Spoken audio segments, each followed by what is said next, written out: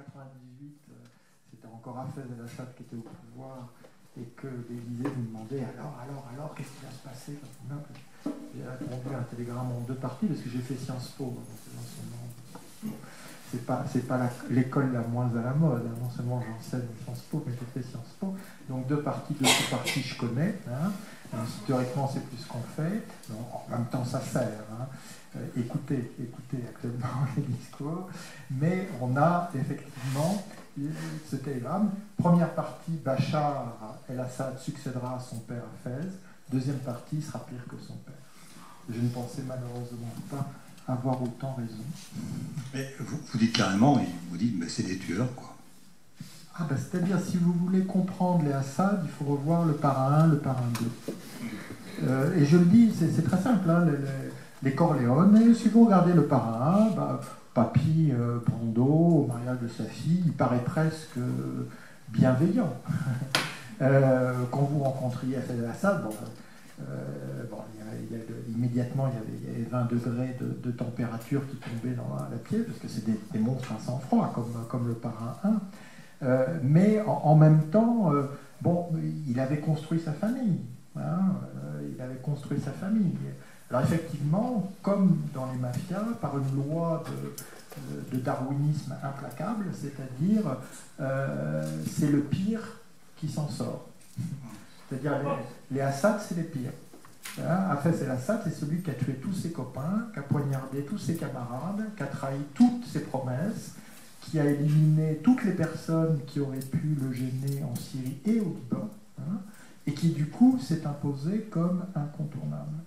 Et son fils, voyez Pacino, lui il ne veut pas devenir le successeur, il ne veut pas. Il a Diane Keaton, il a fait l'armée, il aimerait bien vivre autre chose. Bachar el-Assad, il a étudié l'ophtalmologie en Angleterre et il a épousé une analyse financière à la City. Seulement voilà, un jour il a eu un appel, hein, comme Pacino, et on lui a dit, c'est le chef. Hein, et de toute façon, si tu ne veux pas être le chef, tu vas être tué. Et donc cette mécanique absolument implacable de tuer pour ne pas être tué, eh bien Bachar el-Assad l'a porté à un niveau quand même inégalé aujourd'hui de sans doute un demi-million de morts en Syrie pour une population de 22 millions d'habitants. Réfléchissez à ce chiffre pendant juste quelques secondes. Et 1 million de blessés, 2 millions ou 3 millions de gens qui sont dans le monde des réfugiés. Enfin, plus que ça. On est 1 million de blessés graves. C'est le ratio qu'on prend quand on a 500 000 morts. Je dis 500 000 morts, je pourrais expliquer pourquoi je dis 500 000 morts et non pas les 320 000, parce que l'ONU, de temps en temps, ils ajustent. Donc on est à 300 000 pendant 3 mois, puis soudain 320 000, et puis tout ça n'a aucun sens par rapport à la réalité. Mais aujourd'hui, sur 22 millions de Syriens, vous en avez plus de 5 millions qui sont réfugiés à l'extérieur, mais vous en avez plus de 6 millions, sans doute 7, qui sont déplacés à l'intérieur. C'est-à-dire que plus de la moitié de la population a été forcée de quitter ses foyers.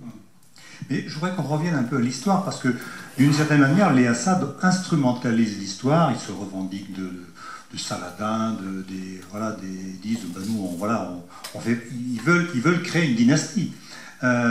Et je trouve que votre livre il est très riche justement parce que on ne va pas remonter depuis le début, vous lisez le livre pour vous découvrir tout ça, donc on ne va pas remonter à Saint-Paul et au chemin de Damas, mais il y est bien entendu.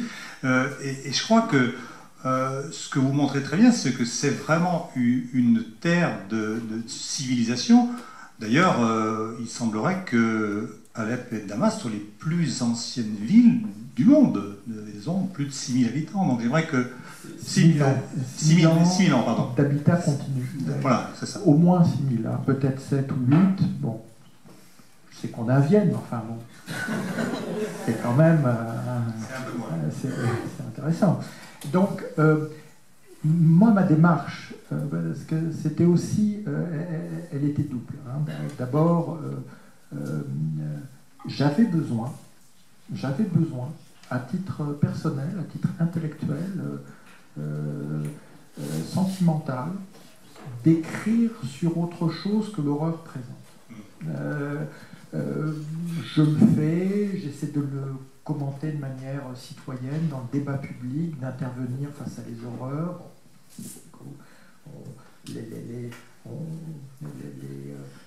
le fait de ce qu'on appelle maintenant les crématoriums, hein, moi c'est quelque chose sur lequel j'ai témoigné depuis déjà des mois, même si j'ai toujours dit que c'était sans doute les dépouilles qu'on brûlait et non pas les personnes, parce qu'il ne faut pas non plus dire n'importe quoi.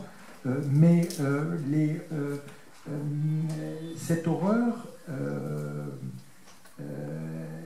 elle est très douloureuse. Quand on sait de qui on parle, de quoi on parle, de quel pays on parle, quand on a des amis, comme c'est mon cas, des amis IES ou IS, qui en ont été directement victimes. Ce livre est dédié à une disparue et un disparu et à des milliers d'autres disparus, dont j'espère qu'ils réapparaîtront un jour, mais pour lesquels on peut craindre le pire.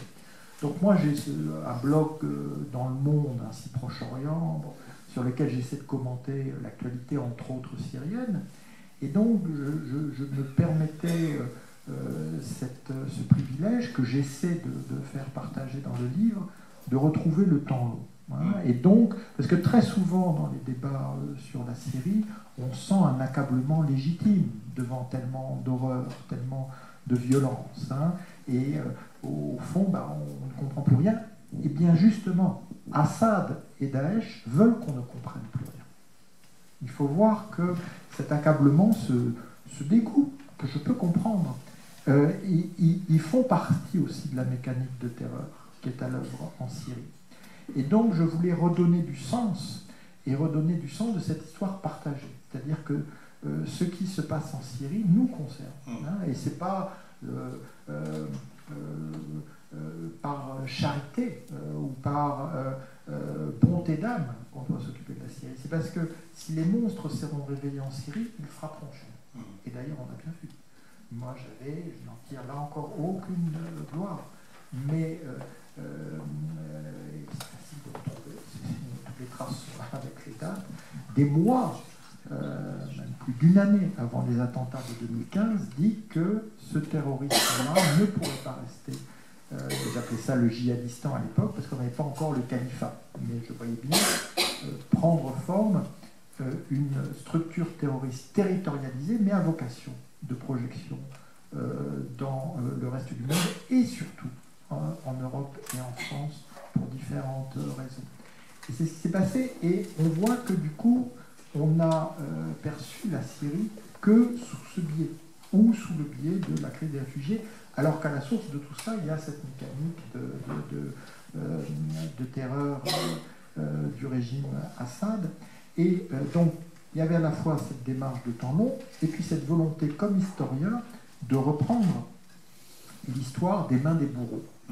De ne pas laisser les bourreaux avoir le dernier mot et dire « nous sommes les nouveaux Saladins » ou, pour les djihadistes, « nous sommes les descendants du califat ». C'est faux.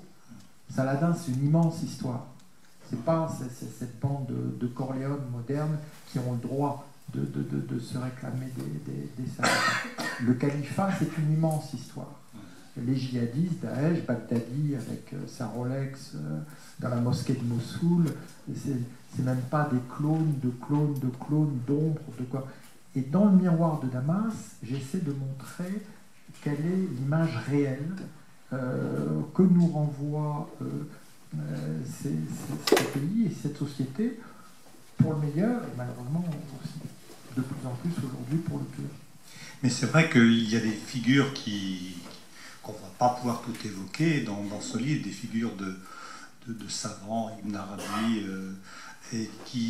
moi j'aimerais qu'on s'arrête un tout petit peu sur un personnage que je pense que vous allez découvrir dans le livre, c'est Abdelkader. Parce que nous, en France, Abdelkader, c'est la prise de la semaine d'Abdelkader.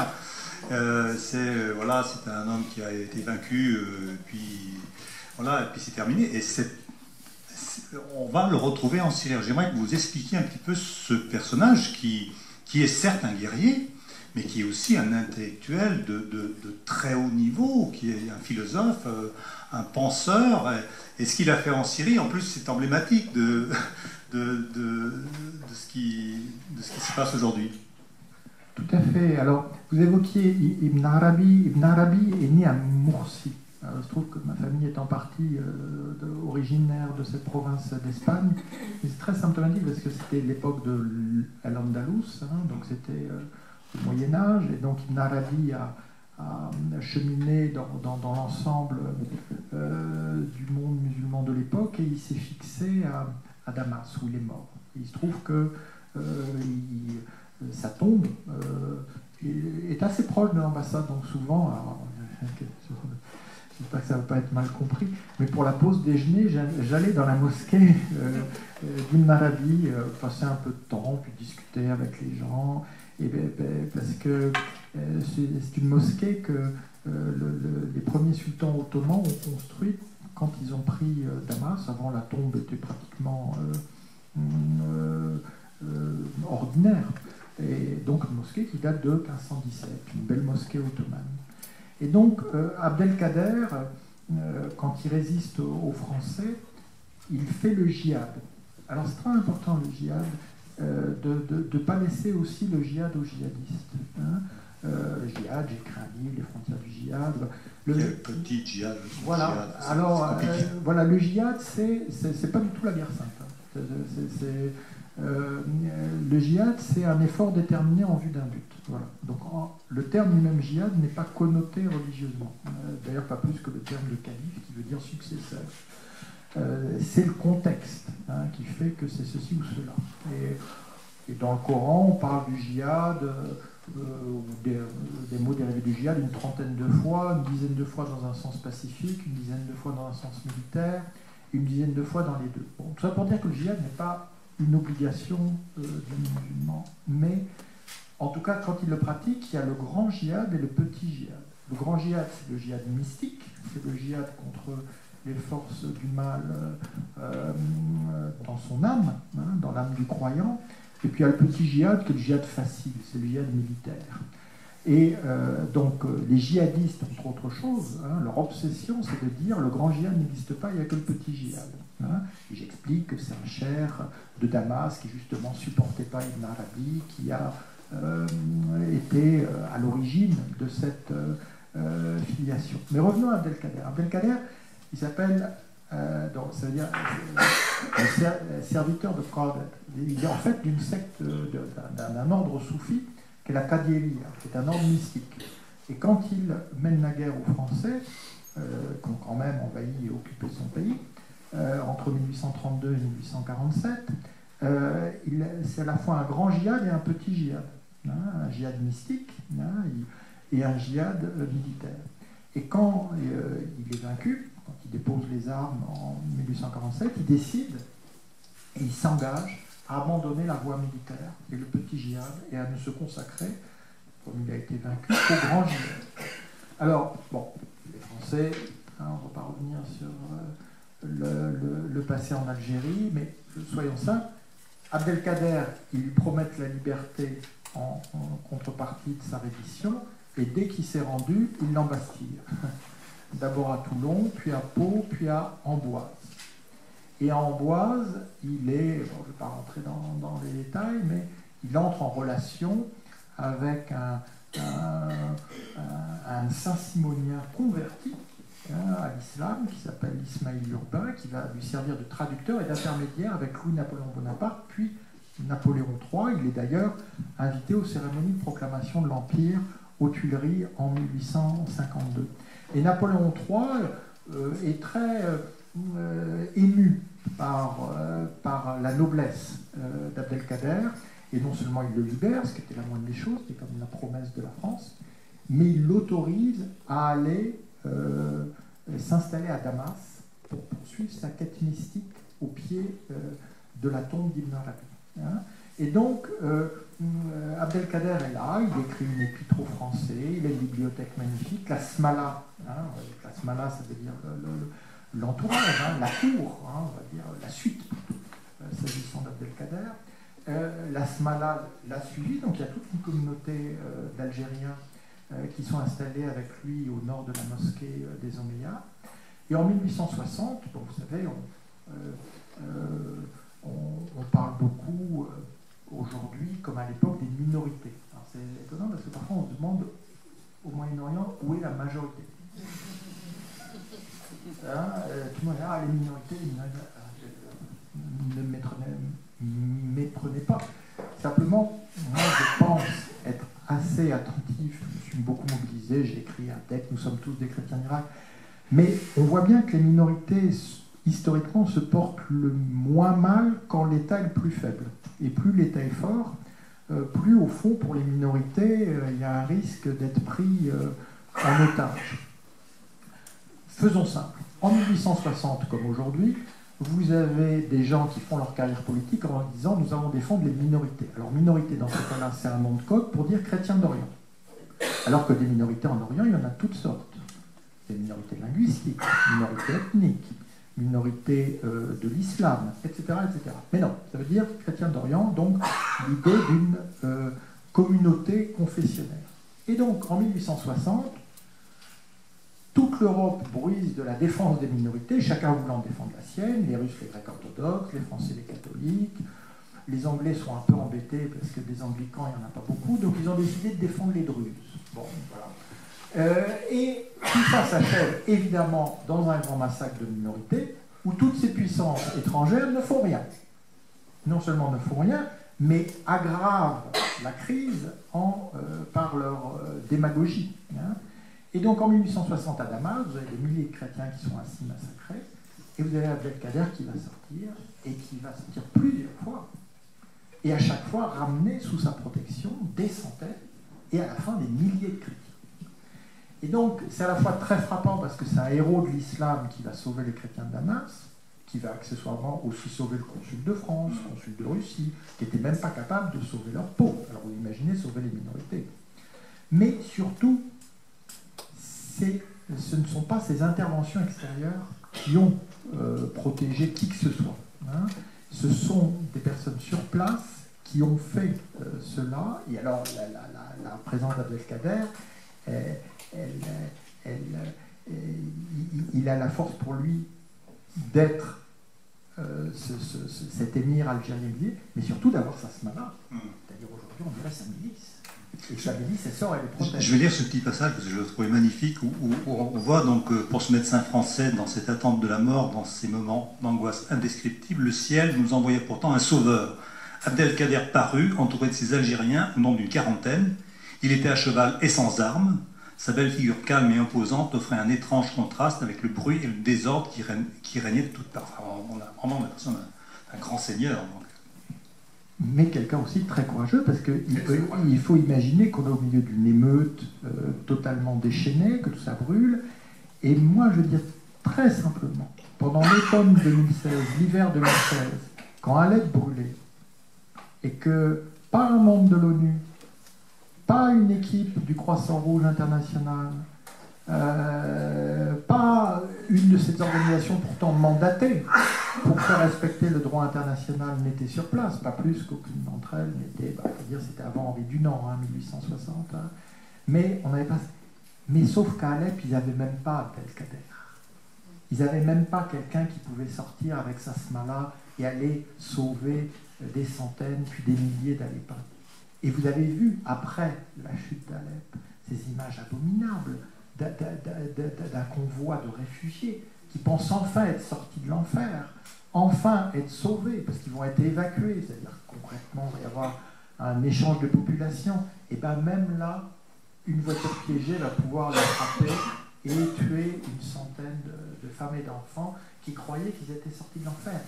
C'est quand même cette idée, et vous voyez, moi-même je parle de l'histoire et je reviens à l'actualité, mais c'est un peu la démarche du livre, c'est cette idée que par rapport à ces temps supposés sombres, la régression, elle est terrible, parce que là, il n'y a même plus d'Abdelkader. Moi, ce qui me frappe aussi dans ce livre, à un moment, vous dites que la Syrie, c'est là que s'est noué le premier dialogue entre les chrétiens et les juifs, c'est ça? Alors, le premier dialogue et la première rupture. Et la première rupture. Parce que justement, c'est Paul et Pierre, bon, je ne vais pas pontifier, c'est le cas de le dire, mais l'un, Paul, avec le chemin de Damas, va décider, le processus est plus complexe que cela, mais il a décidé d'évangéliser au-delà des Juifs les gentils, hein, alors que Pierre restera encore lié à la synagogue. Et on voit que c'est en Syrie, dans une ville qui aujourd'hui est en territoire turc, mais qui à l'époque était la capitale de la province romaine de Syrie, Antioche, que d'abord on parle pour la première fois des chrétiens, c'est-à-dire les partisans de loin. Hein. Et ces chrétiens, pourquoi on en parle? C'est parce que la prédication de Paul a été tellement réussie que on convertit littéralement à tour de bras, et du coup, la circoncision, les interdits alimentaires, et il y a une vraie controverse entre Pierre et Paul à Antioche sur cette question.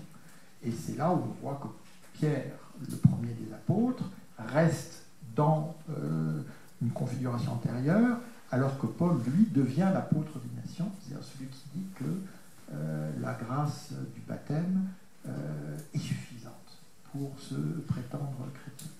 Donc effectivement, ce dialogue, mais aussi cette rupture, mais il faut voir qu'avant que Pierre impose le retour aux interdits, au fond, dans cette ville syrienne, comme souvent en Syrie, on s'était arrangé. Hein, on s'était arrangé. Si un chrétien juste baptisé invitait un juif converti au christianisme, il lui servait des produits cachers. Donc on trouvait comme toujours en Syrie, parce que c'est incroyable dans ce pays, c'est que comme havre de minorité depuis les origines, il a développé, jusqu'à l'horreur actuelle, les moyens. Il ne faut pas idéaliser, ce n'est pas le multiculturalisme, mais les moyens de vivre ensemble, les moyens de cohabiter, parce qu'au fond, et contrairement à ce qu'au fond, tout le monde sait qu'il est une minorité. Tout le monde sait que quelque part, dans tel endroit, il peut devenir minoritaire, soit minoritaire au sein de sa soi-disant confession ou communauté, parce qu'il est de telle extraction ou de telle tribu ou autre, soit parce qu'il est d'une minorité. Donc, mais en Syrie, vous avez 11 églises officielles, 7 d'Orient, 4 d'Occident, sans compter les dénominations protestantes. Vous avez toutes les familles de l'islam, mais vous avez aussi les minorités ethniques. Vous avez des Arméniens, vous avez des Turcs, des Turkmènes, des Kurdes, des Assyriens, des minorités linguistiques. Donc, le Liban est divers, mais la Syrie est encore plus diverse. Et c'est parce que, et je prenais l'exemple de l'Antioche avant le divorce entre Pierre et Paul, au fond, on trouve le moyen de vivre ensemble. Alep a vu son quartier juif doubler en densité de population dans le siècle qui a suivi la chute de Grenade et l'expulsion des Juifs d'Espagne, avec une communauté juive qui à l'époque était florissante, comme d'ailleurs à Damas. Alors vous avez une très très belle page sur Alep, et moi on sait qu'Alep c'est la ville du commerce, mais c'est une ville qui se révolte, et il y a des révoltes au cours de toute leur histoire, et il y a même pendant tout le XVIIIe siècle, dites-vous, donc il y a des Syriennes qui participent à ces révoltes. C'est quand même, on ne s'attend pas à ça.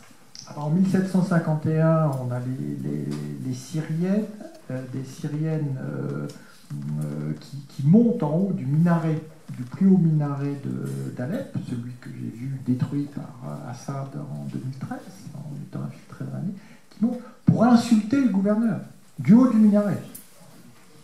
Hein, donc, évidemment, certaines seront pendues, d'autres torturées, mais c'est à Alep que les historiens considèrent que s'est déroulée à la fin du XIXe siècle la première manifestation féminine. Et c'était pour une personnalité, Abdelrahman Kawakiri, qui était à la fois d'une famille religieuse, mais en même temps un représentant de la contestation contre l'arbitraire ottoman. On appelait Abou Douafa, c'est-à-dire le père des faibles, l'ami des déshérités, pour faire simple. Et donc les femmes se sont mobilisées pour lui. Hein, donc elles étaient sans doute voilées. Hein. Je vois d'ailleurs mal comment elles auraient pu descendre dans la rue à Alep à la fin du XIXe siècle autrement, mais elles étaient quand même descendues dans la rue. Alors, vous avez tout à l'heure évoqué l'Arménie, et Vienne est une ville arménienne importante, comme vous avez peut-être pu le voir tout à l'heure, et on voit justement donc ce génocide arménien, il est aux frontières de la Syrie. Ah, il est plus qu'aux frontières. Les camps d'extermination sont situés en territoire syrien. Il faut voir que la politique d'extermination menée donc à partir de 1915 se fait par déplacement de population, donc avec toute une série de massacres au cours de ce déplacement de population, et en même temps le déplacement de population est lui-même massacre du fait de la faim et des épidémies. Mais il y a quand même une destination, et cette destination, elle est en Syrie, le long de la vallée de l'Euphrate. Vous avez, et je le rappelle parce qu'on le connaît peu, on a une carte à la fin du livre hein, pour lieux si vous repérez, qui sont terribles dans la mémoire arménienne, avec Dispi, Meskéné, Der Ez-Zor, le cours du Khabour. Mais en même temps, il faut tout de suite ajouter que pendant que les Turcs opèrent cette extermination, Alep est une des villes qui sauve le plus d'Arméniens. Hein, en les cachant, en créant littéralement des réseaux de sauvetage, d'exfiltration vers le Liban, vers la côte. Hein, et donc, il y a ce sentiment qui fait que pour beaucoup d'Arméniens, même s'il y a eu ces camps de concentration, j'utilise le terme de camp de concentration dans le sens de camp d'extermination, le nom de l'Euphrate, à Alep et ailleurs, il y a eu un sauvetage qui est pratiquement unique hein, dans l'histoire du génocide. Et aujourd'hui, je sais que le sentiment arménien est plutôt pro-Assad pour différentes raisons que j'essaie d'expliquer dans le livre, mais je rappelle que les Assad n'ont pas fait le moindre travail de mémoire, alors qu'ils sont quand même au pouvoir depuis 1970, dans tous ces lieux de tragédie du peuple arménien. Il n'y a pas une plaque à Meskéné, il n'y a pas une stèle dans ces différents camps d'extermination.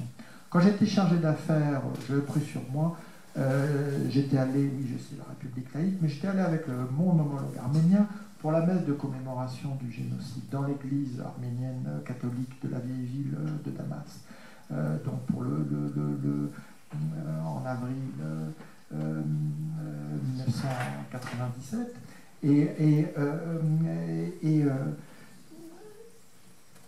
On sent cette histoire arménienne très forte, très très forte, jusqu'à aujourd'hui en Syrie, et j'ai voulu la rappeler avec d'autres éléments de ce patrimoine partagé. Alors, il y a un aspect très intéressant dans votre livre, c'est que vous montrez qu'au fil des siècles, c'est une série, on a en Syrie une série de pillages et de massacres. Les massacres de Damas, on en a connu plusieurs, hein. Alep en a connu plusieurs au fil des siècles, et on se rend compte assez souvent que c'est les puissances coloniales qui sont quand même assez souvent responsables de ces massacres. Pas exclusivement. Hein. Pas que. Voilà, moi je ne suis pas du tout, et comme historien, je ne vois pas comment je pourrais être dans la repentance. Le problème d'un historien n'est pas de mettre des ponts et des mauvais points, il est de rappeler l'enchaînement des faits.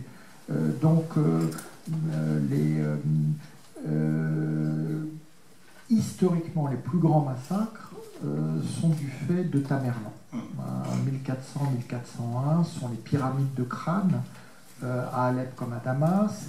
C'est l'artillerie de l'époque, c'est-à-dire les éléphants de combat, qui littéralement créent des fossés de cadavres. Hein, il y a des pages d'une violence inouïe dans votre livre, c'est absolument mais incroyable. J'insiste tout de suite sur le fait que c'est de 1920 à 1943, on ne peut absolument pas comparer, et j'ai été très dur sur les bombardements de Damas, je rappelle ce qui a été fait par les uns par les autres en termes de crimes de guerre, mais ça ne peut pas être comparé.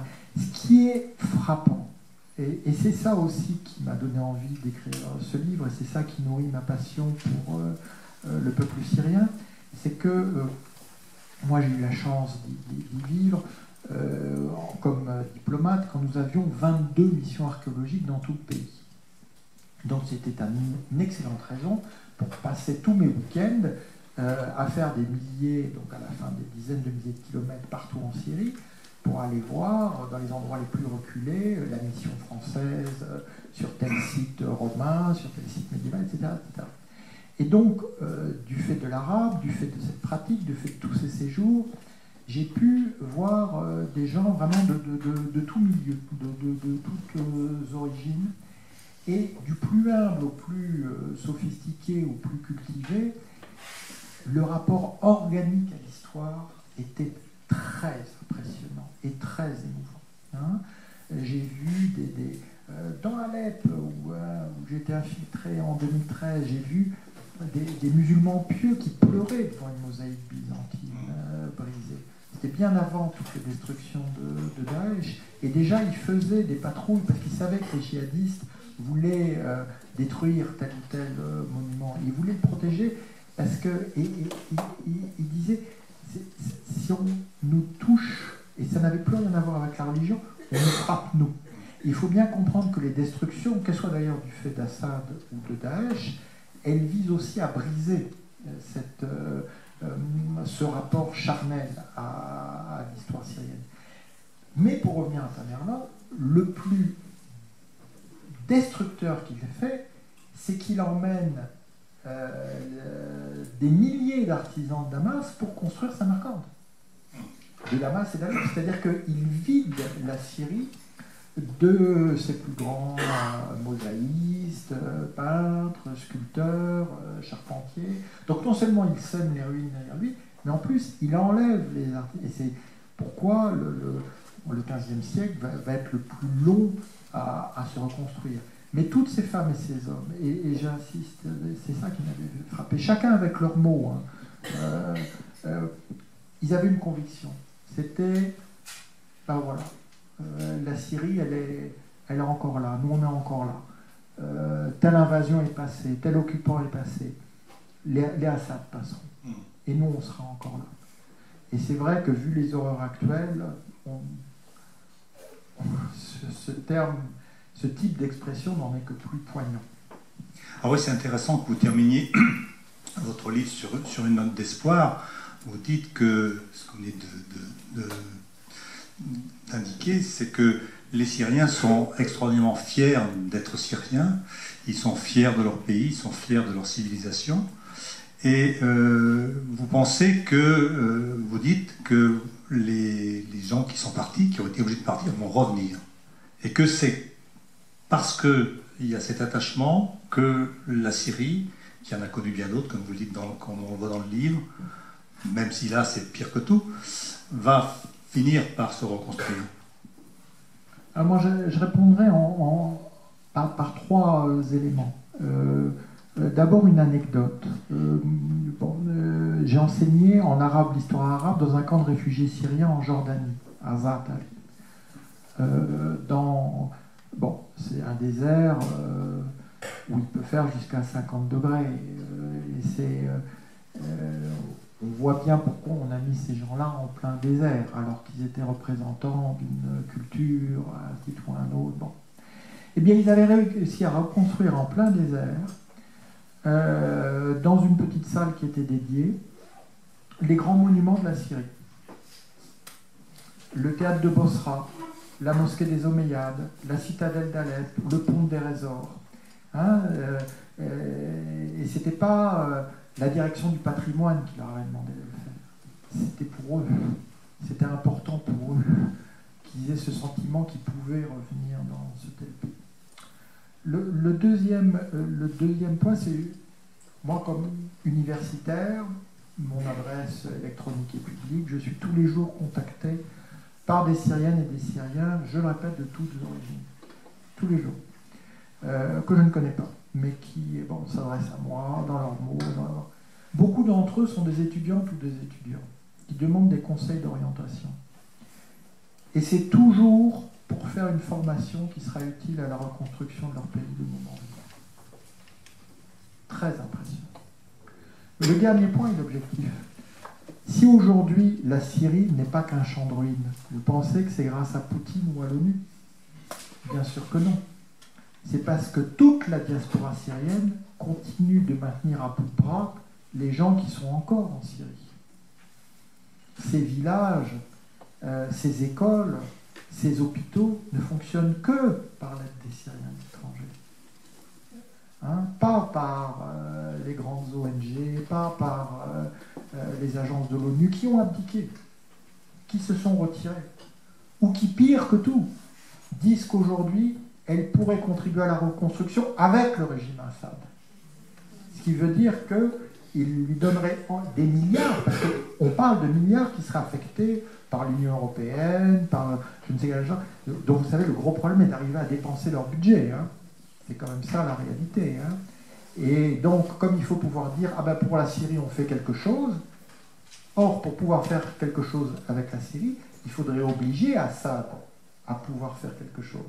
Et comme on ne veut pas l'obliger, du coup, on finit, et c'est ça la tendance lourde, contre laquelle je mets en garde, à collaborer avec les bourreaux et à leur donner les moyens de poursuivre leur œuvre de terreur et de destruction.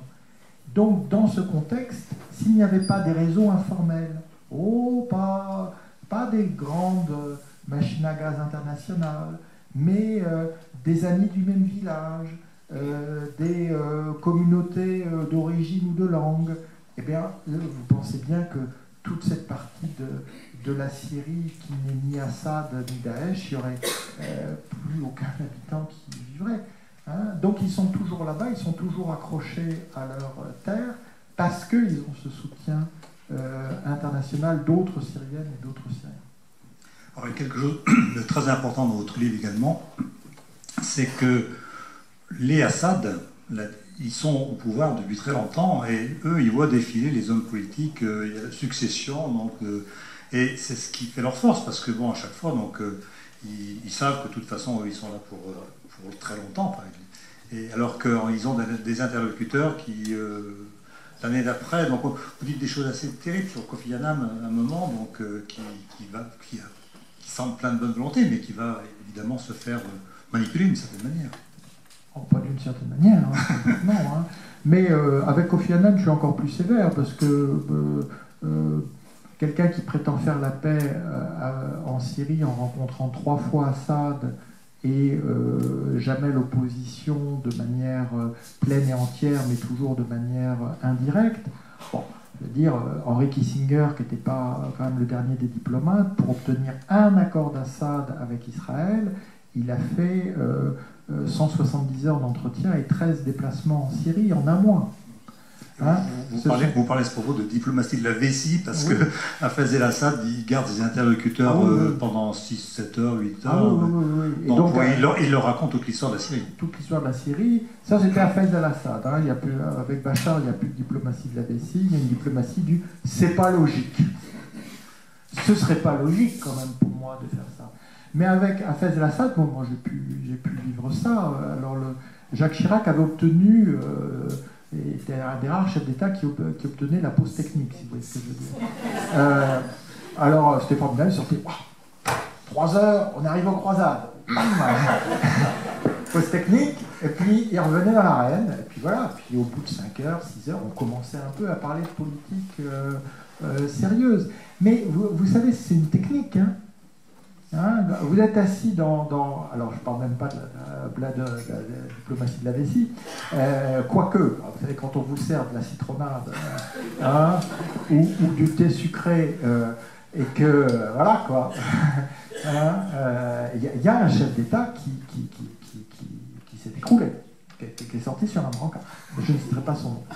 Hein, bon, il avait en plus des problèmes de diabète. Donc, mais dans ces cas-là, vous voyez bien que la force, justement, du despote qui est en place depuis 10 ans, 20 ans, 30 ans, hein, ou de son fils qui est en place depuis un an, hein, c'est d'être inamovible.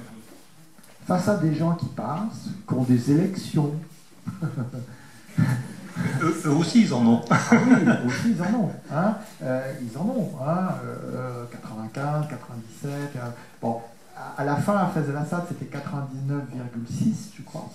Et donc, il y avait une blague, parce que l'avantage des Syriens ne pourraient jamais supporter ce qu'ils supportent s'ils n'avaient pas le remove.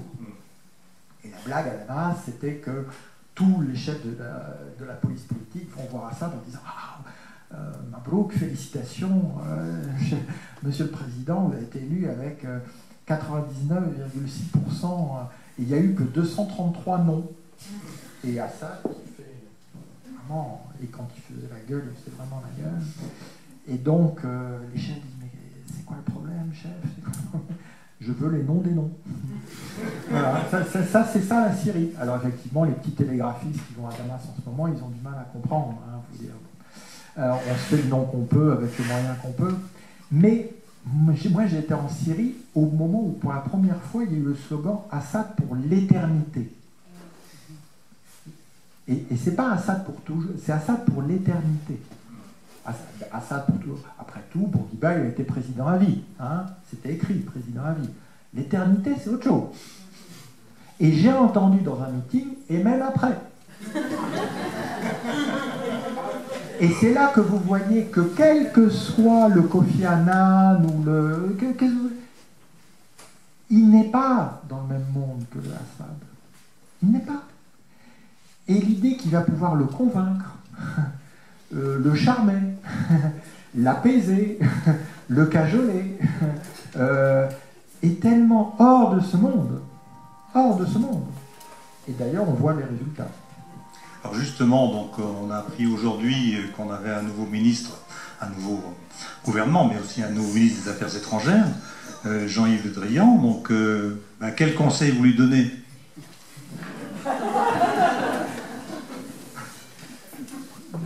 Vous êtes bien placé pour donner des conseils sur la Syrie, j'entends. Il m'est arrivé de parler aux uns aux autres, mais il se trouve que Jean-Yves Le Drian, lui, connaît déjà, avec son expérience à la Défense, d'ailleurs il s'exprime très clairement, c'est facile de retrouver, il y a eu un grand entretien dans Le Monde lors du début des frappes françaises en Syrie contre Daesh, qui disait qu'il était impossible de collaborer avec Assad contre Daesh. Donc ce qui valait pour le ministre de la Défense, à mon avis, ne peut que valoir pour le ministre des Affaires étrangères. Mais de toute façon, ce qui compte, c'est le président. Et le président, lui, il a dit des choses très claires sur Bachar el-Assad, notamment à Beyrouth, où il a dit d'abord qu'on ne pouvait pas... le pire service à rendre aux chrétiens d'Orient, ce serait de les associer à Bachar el-Assad. Et ensuite, il a là aussi dit que la lutte contre Daesh devait reposer sur des principes, que les principes, ça voulait dire aussi qu'on ne s'associait pas au dictateur au nom de je ne sais quel moindre mal. Parce que dans cette élection, enfin dans cette campagne électorale, on a quand même entendu à peu près tout et n'importe quoi sur la Syrie. Surtout n'importe quoi. Surtout n'importe quoi. Moi j'ai pointé sur mon blog les incohérences des uns ou des autres, mais je mentionnerai juste un point. Il y a eu 2 des présidentiables qui ni l'un ni l'autre ne sont arrivés au second tour, qui ont célébré, mais avec une ostentation presque indécente, la libération de Palmyre en mars 2016. Moi, j'étais très heureux que Daesh soit libéré de Palmyre. Simplement, je n'ai pas découvert la Syrie à ce moment-là. Or, ni l'un ni l'autre ne s'était beaucoup exprimé sur la Syrie avant. Mais ce qui est beaucoup plus inquiétant, c'est qu'en décembre 2016, Daesh a repris Palmyre et ni l'un ni l'autre n'avait dit un mot. Donc, ça posait des problèmes, à mon avis, très sérieux sur leur crédibilité comme chef d'État, et ça tombe bien, le peuple français a tranché. Donc on va attendre les initiatives, mais est-ce que d'une certaine manière, il ne serait pas nécessaire qu'il y ait des initiatives qui soient prises au niveau européen par rapport à la Syrie? Mais il faut bien comprendre que, quel que soit le jugement critique que je porte sur telle ou telle décision, la France est le seul pays à avoir eu une position cohérente, ni Assad, ni Daesh, qui, à mon avis, est la seule position d'avenir. La plupart des pays européens sont très tentés par la réconciliation avec Bachar el-Assad, mais d'une certaine façon, ils ont été trumpés. C'est facile. Hein, parce que, rappelez-vous cette folle semaine du début avril, où lundi, Trump a dit qu'il était prêt à se réconcilier avec Assad, et jeudi, il l'a bombardé.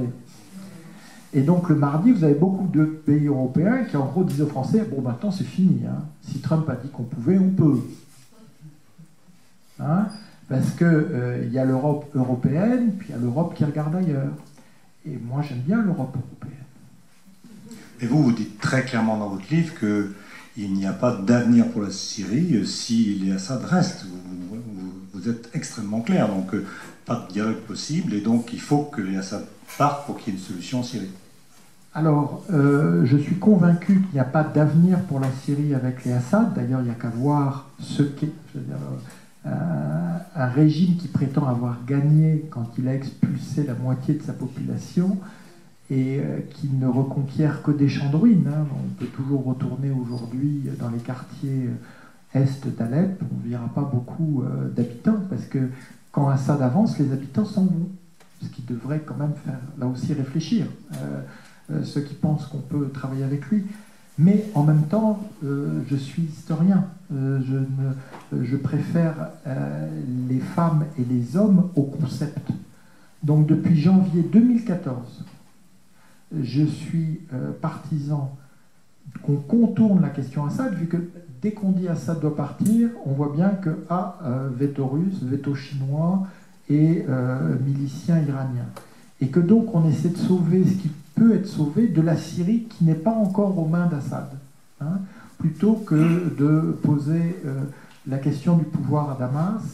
Et je crois que si on laissait les Syriennes et les Syriens, ils trouveraient justement, même à Raqqa, même dans cette ville qui aujourd'hui est martyrisée par Daesh, des moyens de vivre ensemble par des arrangements locaux, des cessez-le-feu ponctuels, mais entre eux. Pas entre le despote qui veut les expulser ou, comme on voit aujourd'hui, la Russie, la Turquie et l'Iran qui se mettent d'accord au Kazakhstan, capitale diplomatique bien connue, Astana. Hein. Et on voit bien que sur le terrain, ça ne marche pas. Hein, que ça ne marche pas, sauf à amener, comme c'est le cas encore ces derniers jours, de nouveaux déplacements de population. C'est-à-dire on vide à chaque fois les régions, alors qu'il faudrait au contraire permettre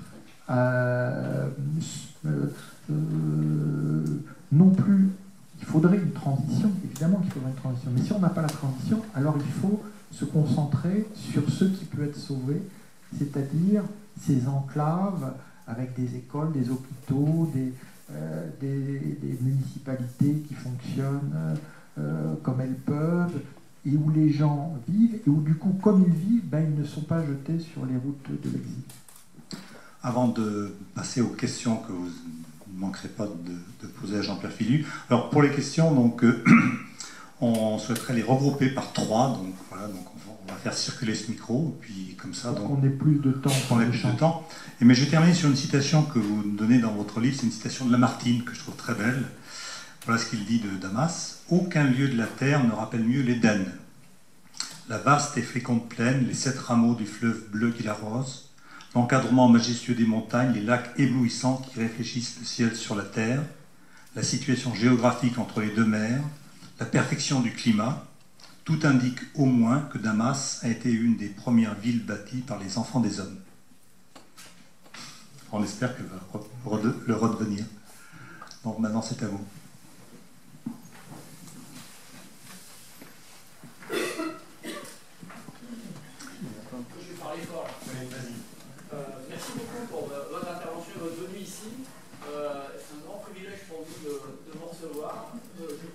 faites partie des peut-être 3 personnes qu'on peut entendre sur les médias. Il y a vous, il y a Olivier Roy, il y a Gilles Kepel, qui apporté vraiment un éclairage important. Est-ce que vous pourriez nous situer un peu parmi les deux autres, Olivier Roy et Gilles Kepel? Comment est-ce que vous, dans ces commentaires qui fournissent sur le Moyen-Orient, la Syrie, le djihad, et la façon dont ils s'appliquent à nous ici, quelles sont leurs lignes de pensée? Comment est-ce que vous les comprenez? Deuxième question. Oui. Oui, donc c'est une question sur les territoires qui sont occupés par les Kobanés, les Kurdes, où il semblerait qu'il y ait des territoires qui fonctionnent en respectant les différentes communautés. Est-ce que c'est idéalisé ou est-ce que, parce que vous êtes critique un peu sur ces territoires? Oui. Est-ce que vous pouvez nous dire actuellement quelle est la situation de l'opposition? Est-ce qu'il y en a une à l'intérieur, à l'extérieur? Très bien. Donc la France a la chance d'avoir Olivier Roy, Gilles Kepel et bien d'autres. Et chacun face à des questions aussi complexes qui engagent une partie du devenir de notre société peut apporter des éléments de réponse. Mais aucun ne peut prétendre détenir la réponse. Sinon d'ailleurs il n'y aurait pas de débat intellectuel digne de ce nom. Donc ce sont tous deux, avec d'autres, des intellectuels éminemment respectables qui doivent échanger, à mon sens, plutôt que polémiquer, et certainement pas personnaliser. Voilà. En tout cas dans l'intérêt du débat public. Et je répète, tout le monde a une part de vérité, heureusement, sinon on ne serait pas universitaire. Pour l'opposition, elle est aujourd'hui dans un état d'extrême fragmentation. Mais comment en est-on arrivé là très rapidement? Il faut voir que pendant 8 longs mois, cette révolution a été pacifique et organisée à partir de comités locaux qui se sont fédérés pour donner ce qui a été d'abord un Conseil national syrien, qui n'a pas été reconnu à l'international, entre autres parce que le président Sarkozy avait une élection sur le feu, puis qu'il avait vu que la Libye ne lui permettait pas de gagner une élection, donc il ne voulait pas remettre ça avec la Syrie. Voilà, il y a des raisonnements comme ça. Et du coup, en n'ayant pas cette reconnaissance internationale, cette opposition à la fois a vu la dialectique entre l'intérieur et l'extérieur qui est toujours délicate, hein, et c'est pas en France qu'on dira le contraire, hein, dans les cas de résistance ou de mouvement de libération. Cette dialectique a été complètement brisée parce que finalement à l'intérieur on avait soit des groupes armés, soit des comités citoyens, et à l'extérieur on avait des gens à qui on demandait d'aller à Genève, et puis ailleurs, et puis avec un lien qui se distendait de plus en plus avec l'intérieur, et une pression de parrains extérieurs, Qatar, Turquie, Arabie Saoudite, qui était de plus en plus prégnante. Donc aujourd'hui, on a une coalition extérieure qui a un gouvernement intérimaire, qui gère effectivement quelques zones par-ci par-là, mais qui concrètement n'est pas une puissance sur le terrain parce qu'on ne lui a jamais permis d'être une puissance. Et puis vous avez des groupes locaux qui, eux, pour ceux que je connais, ils n'ont pas changé, même si ils ont eu des pertes énormes. Donc, c'est-à-dire ceux qui survivent, bon, ils sont un peu plus désespérés, ils sont sans doute un peu plus croyants parce que ça aide à... Mais au début, on disait qu'ils étaient nationalistes, puis qu'ils étaient islamistes, puis qu'ils étaient salafistes, mais au fond, eux, c'est des groupes locaux. Voilà. Mais ces groupes locaux, ils ont la force d'un enracinement local et la faiblesse qui leur interdit de pouvoir développer une stratégie nationale. Mais là encore, la faute est partagée, hein, parce qu'à partir du moment où tous les gens qui sont censés les aider leur tapent sur la tête en leur disant que c'est pas bien, qu'il faut négocier, que ceci, que cela, et tout simplement, hein, il y a un truc très simple, quand vous êtes dans une zone absolument vulnérable à toute frappe aérienne, parce que vous n'avez pas le plus petit missile qui permet d'abattre même un hélicoptère à basse altitude, la bataille est gagnée avant même d'avoir commencé, même si elle peut durer très longtemps. Et puis vous avez la particularité effectivement des zones, donc Kobané c'est devenu un symbole, hein, du fait de la bataille contre Daesh à l'automne 2014 et l'hiver 2015. Mais il faut voir là aussi, hein, je sais que c'est un peu compliqué, mais bon, Bachar al-Assad, à l'été 2012, est soumis à une offensive militaire qui aurait peut-être pu gagner ou pas. Moi, j'ai toujours pensé qu'elle ne pouvait pas gagner et qu'il ne pouvait pas y avoir de solution militaire au conflit. Mais, sous cette pression, Bachar al-Assad fait la part du feu, littéralement. C'est-à-dire qu'il abandonne des zones entières du pays à un parti kurde, qui est le parti kurde majoritaire en Turquie, pas en Syrie, qui est le parti des travailleurs du Kurdistan, PKK. Hein, qui a une longue histoire de collaboration avec le régime Assad, père et fils. Et donc ce parti saisit cette occasion, d'abord pour éliminer les autres Kurdes, entre autres les révolutionnaires, et pour établir des zones d'autonomie donc le long de la frontière turque. Mais pour les utiliser avant tout comme base arrière dans la guérilla en Turquie.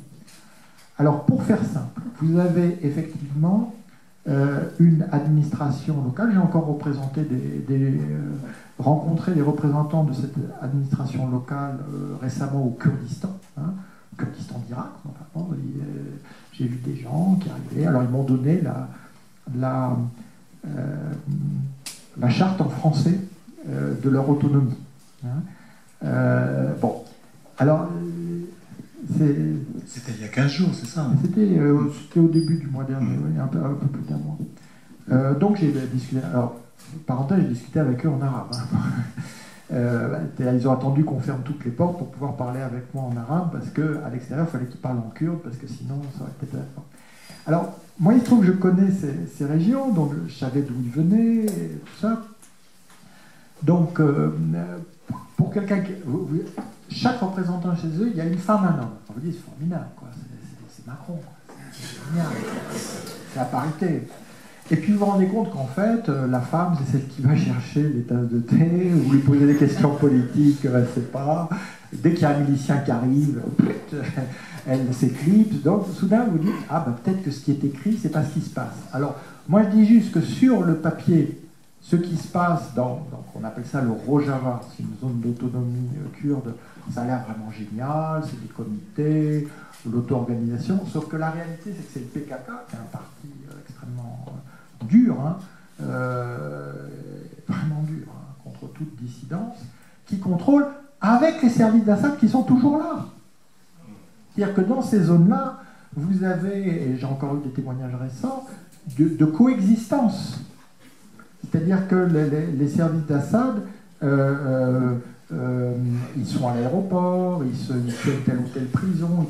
Donc, c'est des zones libérées en partie. Parce qu'au fond, la priorité du PKK, elle n'est pas en Syrie. Il utilise la Syrie pour la Turquie et éventuellement pour l'Irak. Hein. Il essaie de s'implanter en Irak, il a étendu sa présence là-bas, je ne vais pas rentrer. Mais il faut voir que d'un côté, vous avez une révolution syrienne qui vaut ce qu'il vaut, mais qui, elle, est syrienne. Et puis de l'autre, vous avez un parti qui est pan-kurde, qui, lui, a un agenda, comme on dit en franglais, qui n'est pas syrien. Hein, et qui, aujourd'hui, est, ce qui est intéressant pour un parti qui se prétend de gauche, qui a un stand à la Nuit debout, place de la République, etc., est le principal allié de Trump dans la région.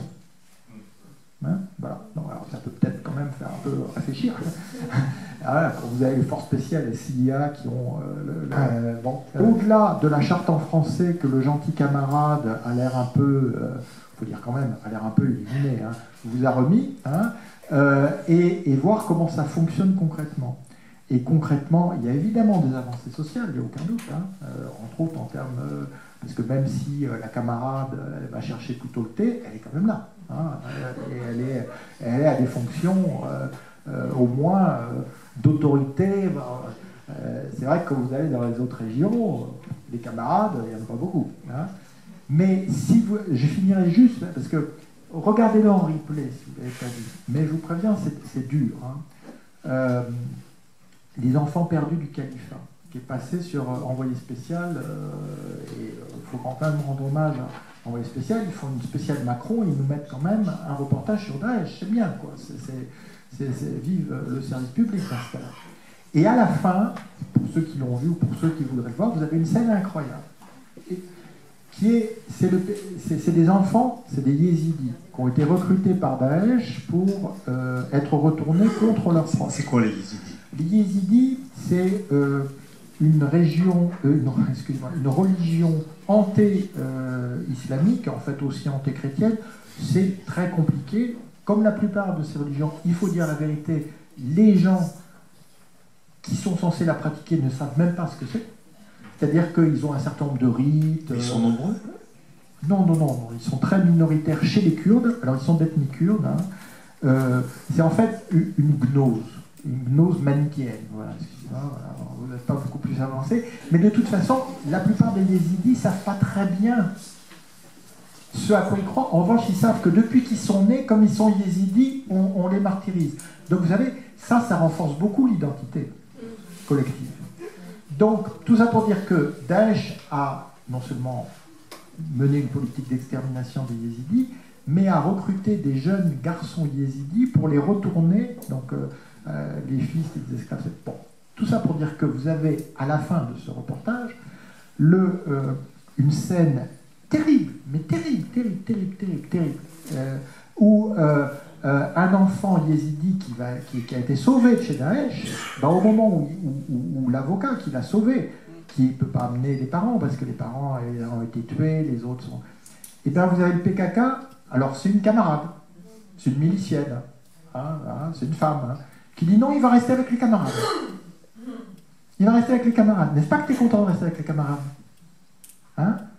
Donc, effectivement, hein, c'est pas Daesh, c'est pas Wallah Gouba, n'est-ce pas que tu es content de rester avec les camarades?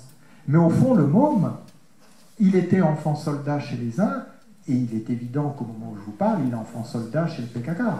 Donc ça pose quand même des questions sur l'embrigadement collectif, le totalitarisme, et moi, il y a un signe qui ne me trompe pas. Si ce soir, j'avais parlé devant un public syrien ou en Syrie plus ou moins libéré, j'aurais été interrompu 50 fois, donc je vous remercie.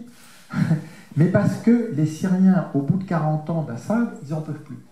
Donc, quand vous parlez avec eux, alors c'est foutraque, c'est troublant, c'est souvent confus, mais ils ont repris la parole.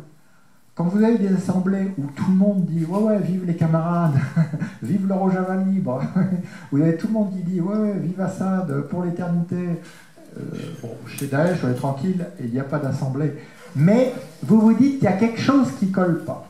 Hein, et moi, personnellement, et c'est pour ça que je veux au moins instiller le doute, puis après, chacun se renseigne comme il veut et décide ce qu'il veut, mais parlons simple. Comment se fait-il que dans ce pays, où il y a 85 ou 90% d'Arabes, soudain, les seuls types sympas, c'est des Kurdes?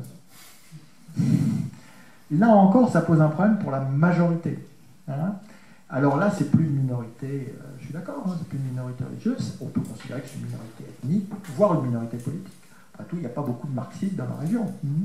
Mais c'est jamais qu'une minorité. Et une fois de plus, c'est la majorité qui passe à la trappe. Voilà, j'espère avoir répondu de manière, vous voyez, complexifiée à une question qui est complexe. Alors, 3 autres questions. Donc, on s'est rendu compte que si vous parlez fort, on les entend très bien. Donc, à vous. Oui, pardon. Actuellement, est-ce le président Sarkozy avait fait fermer l'ambassade. Ça devait être au printemps 2012, à peu près. Et depuis, donc, il y en a une autre. Enfin, l'ambassade est ouverte. Deuxième question. Tous les nouveaux réfugiés de Syrie qui viennent en France, quel espoir auront-ils la Europe en France ils s'exilent en sachant qu'ils ne pourront jamais retourner? Oui, c'était sur la question de l'espoir de retour des réfugiés syriens en France. Voilà, donc ils vont retourner. Et la troisième question, il va venir par là-bas, normalement. Oui. Voilà, ben voilà. Quelles sont les ressources minières ou qui peuvent intéresser les entreprises mondialistes ou Poutine, par exemple? Alors, donc, je vais commencer par les réfugiés syriens. Aujourd'hui, quand un Syrien s'exile, c'est pour ses enfants. Mais ses enfants veulent retourner. Vous voyez ce que je veux dire? C'est qu'un Syrien s'exile parce qu'il ne voit pas d'avenir pour ses enfants. Mais ses enfants, eux, et je vous le dis par les étudiants, les étudiantes, mais pas uniquement, et eux, s'ils peuvent, ils retourneront aussi. Mais simplement, ils ont vu une situation, c'est des cas que j'ai connus, où vous avez une voiture piégée qui expose en bas de la maison, et vous serrez votre enfant contre vous. Et là, vous dites, tant pis, là maintenant, même le gilet de sauvetage, je le prends. Parce que entre cette menace-là et celle qui peut frapper mes enfants, j'ai plus le choix. J'insiste sur le fait qu'aujourd'hui, la majorité des réfugiés viennent des zones Assad. C'est-à-dire que les Syriens des zones pro-régime ne croient plus à l'avenir dans cette zone. Hein. Alors, simplement, et ça me permet de répondre, les Assad, ils feraient de l'argent avec des pierres, d'ailleurs ils font de l'argent avec des pierres, ils font même de l'argent avec les gens qui s'exilent. Ils font de l'argent avec tout. Donc la Syrie, c'est pas du tout monopoly ou risque, vous n'avez pas un affrontement pour le pétrole, pour ceci, pour cela. Vous avez une zone qui est la zone, une des zones les plus ouvertes du monde, dans l'histoire du monde, et une zone où tous les empires du monde ont dû exister pour être des empires. Pas pour prendre le pétrole ou le gaz, mais parce que c'est une zone qui est créatrice de puissance. Alors ça, Obama ne l'a pas compris, parce qu'il ne lisait pas assez de livres d'histoire, mais Poutine l'a compris. Et avec un investissement somme toute minimal pour un pays dont le PIB est inférieur à celui de l'Espagne ou de l'Italie, il est devenu aujourd'hui au centre du monde, parce qu'il est en Syrie. Donc, c'est pas le profit qu'on en tire, c'est ce qu'on devient en étant puissant en Syrie. Hein, et je raconte dans le Miroir de Damas à de multiples reprises, les stratégies impériales, pour se développer, doivent se développer en Syrie. Hein, parce que c'est d'une certaine façon un centre du monde. D'ailleurs, on voit bien quand on dit Moyen-Orient, c'est au milieu de rien du tout. C'est au milieu de notre tête. Et d'ailleurs, on voit bien que cette région occupe beaucoup plus, hein, je veux dire, l'activité, les médias internationaux. Non, c'est pas le pétrole. D'abord, en Syrie, il y a très peu de pétrole. Hein. Vous avez des zones un peu dans la Palmyréenne et dans la vallée de l'Euphrate, mais le régime syrien, depuis les Assad, hein, vit du pétrole iranien. Il n'a pas assez de pétrole pour lui-même, d'abord parce qu'il le trafique, mais ça, je vous dis, c'est plus fort qu'eux, comme les Corléones. Et la farine, mais la farine, je vais te la vendre. Ils vendent tout, ils vendent tout. Ils ont vendu les antiquités, ils ont vendu le Liban 15 fois à 15 personnes différentes. Hein, donc, ils ont vendu les Kurdes, et ils le revendront s'ils peuvent. Hein, donc, ils vendront tout. Hein. Donc l'idée que on fait la guerre au Moyen-Orient pour le pétrole a pu éventuellement, hein, et là encore, il faut faire attention sur être valable dans les années 40-50, et notamment autour de l'Iran. Mais si vous prenez même l'invasion américaine de l'Irak, tous les contrats pétroliers post-invasion sont allés à la Russie, à la Malaisie, ils sont pas allés aux États-Unis. Hein. Donc, et d'ailleurs, la production irakienne de pétrole est aujourd'hui à un niveau misérable par rapport à celui qu'il était avant. Alors, pour dire, ah oui, ben, donc ils ont envahi pour éviter que le pétrole irakien. Oui, mais sauf que de toute façon, l'Irak était sous sanction. Donc, de toute façon, le pétrole irakien ne pouvait pas être commercialisé. Donc, les explications par les gazoducs et les oléoducs n'en sont pas. Hein, et on doit revenir à ce qui est la charge profonde de l'histoire. Hein, et de l'histoire dans la région la plus chargée d'histoire de toute l'humanité. L'ambassade de France est fermée depuis le printemps 2012. Voilà, elle est fermée. Alors qu'est-ce que ça veut dire concrètement?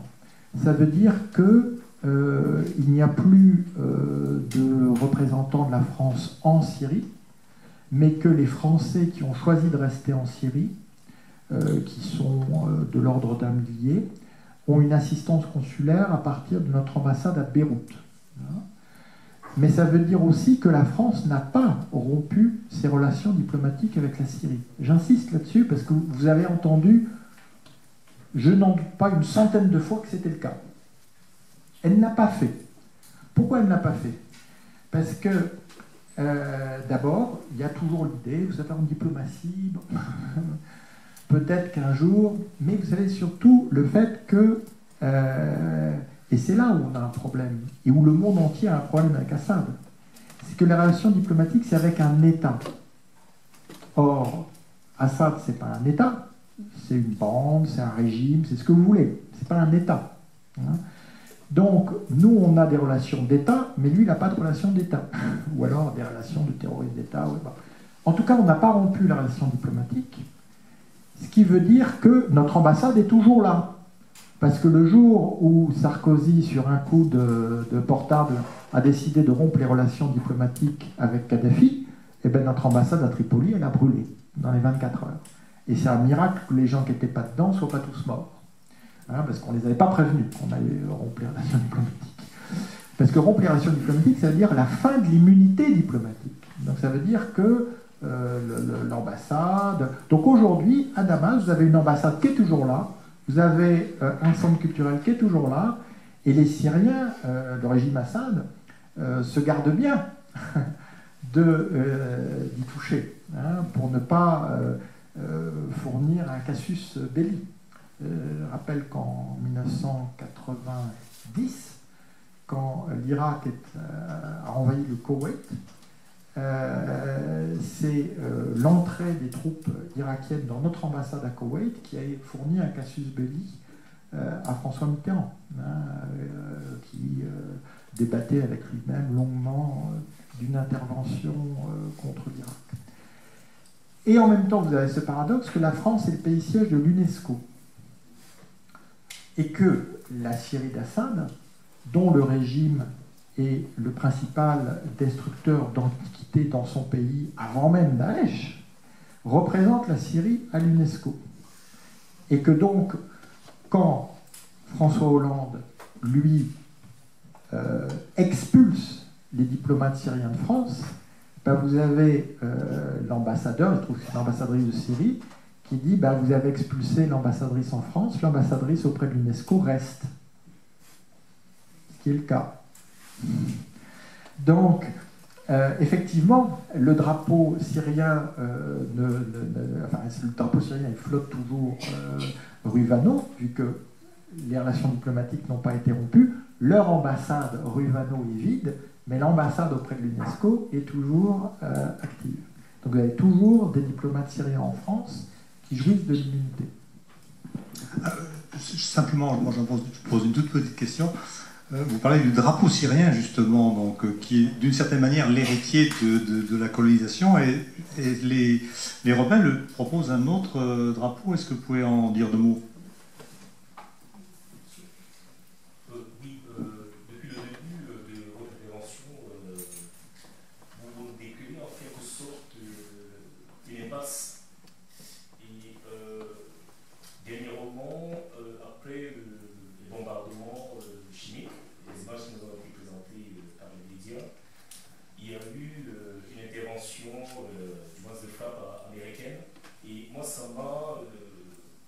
j'ai eu un sentiment très paradoxal à l'issue de cette frappe. Le premier sentiment, c'était une certaine joie de me dire qu'il y a quelque chose qui se passe. Et le deuxième sentiment, c'était que cette frappe pourrait être liée à des besoins de manipulation interne ou externe aux États-Unis. Je souhaitais savoir quel était votre sentiment là-dessus. Et pour finir, quelle serait aujourd'hui la conjonction, une sorte de conjonction qui pourrait, indépendamment d'un veto au Conseil de sécurité, provoquer une frappe militaire des puissances occidentales notamment. La troisième question ici. Et pour compléter, comment cette poudrière du Moyen-Orient, on va dire comme ça, peut gagner l'Europe, puisque c'est une crainte que vous avez exprimée d'emblée. Est-ce que c'est par le biais des réfugiés ou par d'autres moyens? Il y a un quatrième. Vous avez parlé un peu de l'émir Abdelkader et de l'Arabie. Alors justement, quelle est l'influence justement du soufisme justement en Syrie, justement, quelle est l'évolution avec les événements récents? Je ne sais pas si vous avez des éléments là-dessus. Alors, je vais commencer par le soufisme. Donc le soufisme, c'est la forme mystique de l'islam. Donc le soufisme est très puissant en Syrie parce qu'il correspond en fait au rapport que la grande majorité des musulmanes et des musulmans, parce qu'on oublie souvent, il y a beaucoup de femmes qui sont soufis. Le soufisme n'est pas qu'une affaire d'hommes. Et donc, il correspond au rapport qu'ils ont à l'islam, à la fois un islam empreint de piété, mais aussi de mysticisme. Et puis, il faut savoir que les ordres soufis étaient justement dans des villes comme Damas ou Alep, dans une moindre mesure dans les villes plus petites. C'était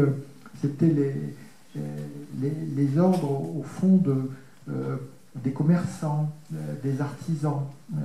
Donc on se retrouvait le vendredi pour des rites collectifs qui renforçaient, le terme, c'est le terme classique, dans la rasabiya, l'esprit de corps. Donc il y avait à la fois les pratiques musulmanes et... Donc paradoxalement, en période de tragédie, le soufisme est encore plus intense, parce qu'il permet à la fois de résister à l'horreur, dans une certaine mystique, mais aussi de résister au djihadisme. Il y a cette tentation, parce que vous imaginez que si le raisonnement ici, c'est de dire « Oh, si Bachar, c'est le moindre mal, pourquoi pas Bachar ?» Vous pouvez avoir le raisonnement inverse vu du côté des victimes, qui est de dire « si les djihadistes peuvent nous débarrasser de Bachar, pourquoi pas les djihadistes ?» Donc, face à cela, les soufis peuvent, parce que, soyons clairs, c'est l'historien qui parle, Bachar a tué beaucoup plus de Syriennes et de Syriens que Daesh. Mais beaucoup plus. Il n'y a absolument aucune comparaison entre les deux machines de mort. En Irak, c'est différent, mais en Syrie, il n'y a absolument aucune comparaison. Donc, c'est pour ça que Daesh est autant enragé contre les soufis.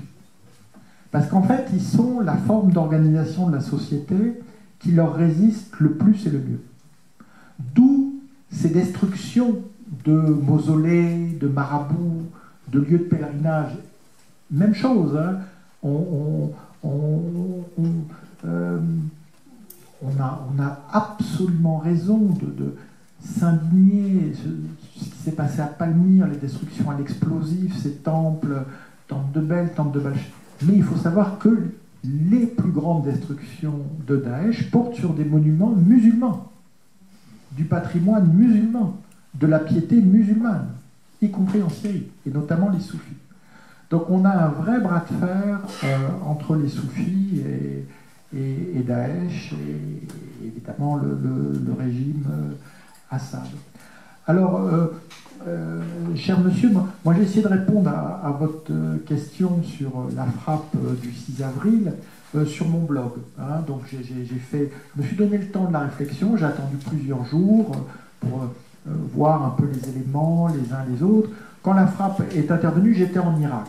Et il se trouve que quelques heures avant la frappe, je faisais une conférence à propos de ma bande dessinée, donc avec David B, sur l'Amérique en Orient, et qu'évidemment, les Irakiens me disaient, alors Trump, attendez, c'est très simple. Une administration qui lundi embrasse sur la bouche Assad et donc là il ne l'avait pas encore bombardé, mais jeudi dit qu'elle va le bombarder, est une administration faillie. C'est tout. Ça veut dire qu'il n'y a pas de politique. Donc moi, dans mon analyse, j'ai été encore plus loin. Je pense que d'abord il y a un facteur israélien très fort.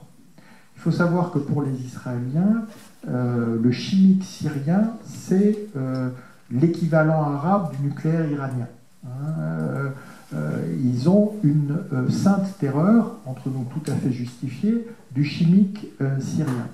C'est pour ça d'ailleurs que, après les bombardements chimiques de Damas en août 2013, ils avaient pesé pour que Obama ne bombarde pas, mais obtienne un accord de désarmement chimique, ce qui a été le cas. Sauf que c'est toujours pareil avec Assad. Ah, il n'a pas désarmé. Ben oui, il n'a pas désarmé. Ben oui, il n'a pas désarmé.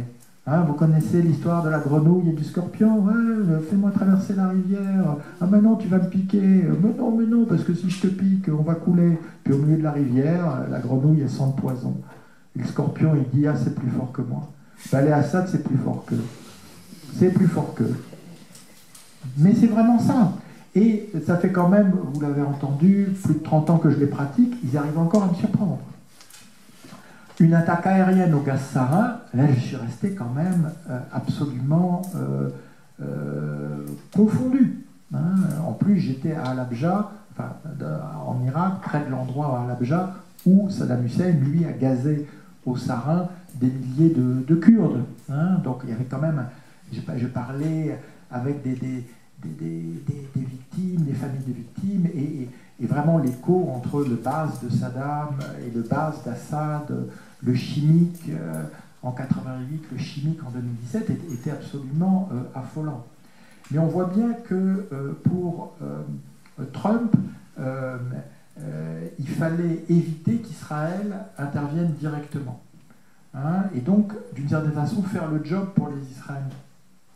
C'est ce qui a été fait, c'est pour ça que c'était un raid ponctuel. Il fallait rétablir une dissuasion. Hein, parce que les militaires américains qui sont aux commandes, sauf quand leur président veut faire le beau devant Lavrov et livre des secrets militaires à Lavrov, mais sinon, vous avez ce qu'on dit à Washington, c'est que Trump ne respecte que deux sortes d'êtres humains, les milliardaires et les généraux. Donc, il a plein de généraux autour de lui. C'est quand même la première fois, depuis 1950, qu'on a un général à la tête du Pentagone. Généralement, au Pentagone, on a un civil qui donne des ordres aux militaires. Bon, là, maintenant, il n'y a plus des militaires. Et donc, les militaires, ils vous font des plans. Et puis, bon, là, moi, j'ai quand même... j'ai vu, je leur ai raconté à mes amis, une fois un missile de croisière tomber. J'étais heureusement à 15 km, mais je l'ai vu. C'était en pleine nuit. Là, 59 missiles de croisière sont tombés, il y a eu 6 militaires syriens tués. Je n'aurais pas fait la fête s'il y en avait eu beaucoup plus. Mais ça pose quand même un certain... Et l'aéroport fonctionnait le lendemain. Donc, bon, dans un monde qui irait moins mal, les militaires fourniraient à des politiques qui auraient une politique les moyens militaires de cette politique. Là, on se rend compte que les militaires font du militaire et ça devient une politique, et puis le politique, on ne sait plus où il est. Hein. Ce qui me permet d'élargir sur la question. Moi, je ne sais plus si une frappe occidentale aujourd'hui serait une bonne chose, une mauvaise chose, parce qu'on arrivait à un tel point de décomposition que le rapport entre une chose et son effet, et la frappe américaine le prouve bien, est devenu extrêmement aléatoire. De toute façon, la question de frappe ou pas frappe importe moins que la question de volonté ou pas volonté. Et au jour d'aujourd'hui, on voit bien qu'il n'y a pas une volonté claire de changer les choses. Et quand les Américains commencent à dire crématorium, à partir de photos qu'ils ont en leurs mains depuis 1 an, vous avez l'impression, effectivement, qui est légitime, qui a une volonté de manipulation. Parce que si vous savez ça depuis un an, pourquoi vous en parlez maintenant, hein? Et donc, dans ce jeu à somme nulle, j'ose pas dire de poker menteur, la seule chose dont on ne parle pas, c'est le peuple syrien. C'est du peuple syrien. Hein? Et moi, je crois profondément qu'il faut au contraire donner les moyens de la désinternationalisation. Si on n'est pas capable d'intervenir pendant le siège d'Alep, etc., alors qu'on essaye de désinternationaliser, et qu'on arrête de faire des cessez-le-feu à l'étranger, et qu'on crée des espaces où les Syriennes et les Syriens puissent négocier entre eux. Et ils y arriveront, surtout si c'est en Syrie. Si c'est à l'étranger, ça me paraît beaucoup plus délicat. Mais si c'est en Syrie, je pense qu'ils y arriveront. Alors, j'ai oublié une question, c'était la question... Ah oui. Oui. Ah oui. Alors, moi je disais plutôt l'inverse. Je disais, la Syrie ne nous intéresse que qu'on a l'impression que du mal peut nous venir de la Syrie. Et donc simplement, ce qui peut se passer en Syrie ne peut pas rester en Syrie. On ne peut pas l'imaginer, surtout dans un monde ouvert comme le nôtre. Donc la question est moins tant des réfugiés ou des terroristes que de savoir dans quel monde on veut vivre. Et un monde dans lequel il se passe ce qui se passe en Syrie n'est pas un monde où il fait bon vivre. Et ça vaut évidemment beaucoup plus pour l'Europe que pour l'Amérique, qui, elle, peut regarder ça de l'autre côté de l'océan. Et très simplement, et je pourrais l'argumenter, mais pourquoi Poutine a-t-il osé annexer la Crimée? Parce qu'il a vu ce que les Occidentaux ne faisaient pas en Syrie. Donc, la question, c'est pour ça que c'est pas juste on appuie sur un bouton et puis on a le résultat. La question, c'est d'avoir une volonté pour la Syrie qui correspond à une volonté politique qui devrait être la volonté de l'Europe. Hein? Et cette volonté, je pense que la Syrie est aujourd'hui un des défis les plus importants pour l'Europe. Parce que c'est complexe. Et on voit bien que que répond l'Europe? Le carnet de chèques. On fait une conférence pour la reconstruction de la Syrie, sous la coprésidence européenne, et on explique qu'on est prêt à dépenser des milliards. Mais c'est pas le problème. C'est pas le problème. Hein? Et c'est là où on voit la limite d'une puissance européenne qui n'est que financière. Hein? Et qui doit évidemment avoir une dimension politico-militaire et militaire. Hein? Mais ça, c'est un débat qui va bien au-delà de la Syrie. Mais ce que je veux dire avec le miroir de Neema, c'est que la Syrie est le miroir du monde où nous vivons, ou que nous avons laissé devenir comme tel. Et dans ce monde-là, l'Europe, elle n'a pas une très jolie figure. Alors pour les deux drapeaux, aujourd'hui, le drapeau syrien du régime Assad est un drapeau qui est le drapeau du parti Baas. Donc ce parti Baas, c'est pas n'importe quel parti, c'est quand même un parti qui a donné Saddam Hussein, qui a donné Assad. Alors, ils m'ont longuement expliqué le socialisme arabe. Alors, le socialisme arabe, moi je connais un petit peu le socialisme, un petit peu les arabes. Socialisme arabe, je ne sais pas ce que c'est. Je sais pas ce que c'est. Et pourtant, ils m'ont expliqué. Hein. Sauf qu'à un moment, on arrive toujours au l'anti-zionisme. Nasser, évidemment. Oui, mais même Nasser. Socialisme. On voit bien que, et je l'ai écrit dans notre livre, au nom de révolution se met en place une caste. En comparaison, la bureaucratie soviétique, c'était un monde ouvert. Le monde des Nassériens, tous les officiers libres. Alors, effectivement, ils font la réforme agraire et ils nationalisent. Sauf qu'ils nationalisent Popoche. On voit bien aujourd'hui. C'est la même caste depuis Nasser jusqu'à Sissi. Et aujourd'hui, certaines estimations disent que les généraux égyptiens contrôlent 40% de l'économie du pays. Alors, je ne sais pas si c'est socialiste ou arabe, mais c'est sûrement pas ce que veut la majorité de la population dans Nasser. Où, en fait, la Syrie avait abdiqué son indépendance dans l'Égypte de 58 à 61. Et donc c'est un drapeau à 2 étoiles qui correspond à l'Égypte et à la Syrie de l'époque. Donc c'est un des rares pays au monde qui a un drapeau qui nie son identité nationale. Hein? Sauf que les Syriens font toujours le mot, ils disent que les étoiles c'est chouf-chouf. Toi je t'ai vu là, tu peux pas aller dans le placard tout seul, là. Je te regarde, Big Brother is watching you. Donc ils s'amusent les deux étoiles. Et les révolutionnaires, ils ont un drapeau à 3 étoiles. Donc depuis 2011. Sauf que ce drapeau, c'était le drapeau des nationalistes contre la France, hein, du temps du mandat, à partir de 1932. Donc du coup, Assad dit, ah oui, c'est un drapeau colonial. Oui. Alors encore, plus c'est gros, plus ça passe. Enfin, c'était juste le drapeau des anticoloniaux à l'époque coloniale. Mais bon, ils disent drapeau colonial, et vous avez des gens qui leur prennent, ah oui, c'est le drapeau colonial, c'est la preuve que les révolutionnaires syriens, ils sont vendus à l'impérialisme, à la CIA, au Mossad, à la France. Et en fait, les 3 étoiles, c'est un magnifique symbole. Parce que c'est Damas, Alep, et la 3e ville, c'est celle que vous voulez. Parce que le problème par rapport aux Français, comme le problème aujourd'hui par rapport à Assad et Daesh, c'est que vous avez toujours des docteurs Frankenstein qui vous disent, quand même, si on divisait, ça irait mieux. Hein, si on mettait les Kurdes d'un côté, les chrétiens de l'autre, les Alaouites dans un 3e, les Français l'ont fait. Les Français l'ont fait de 1920 à 1943. À un moment, ils avaient même divisé la Syrie en 5 États. Non, les Anglais, au contraire, unifient l'Irak. Ils font exactement le contraire. Hein, alors, ça donne d'autres problèmes. Mais les Anglais font des 3 gouvernorats, wilayas de Mossoul, Bagdad et Bassora, un seul État qui est l'Irak contemporain. C'est que la France, dès qu'elle arrive en Syrie, elle divise en 5. Hein, et puis après, elle divise en 3, puis après, elle divise en 4, et puis elle divise en 2,5, et puis elle... Donc, en face, les nationalistes disent les 3 étoiles. Hein, et donc, il y a eu un moment où qu'est le Front populaire, où Blum comprend cela, et où il signe un traité d'alliance avec la Syrie indépendante, sur la base de l'unité syrienne.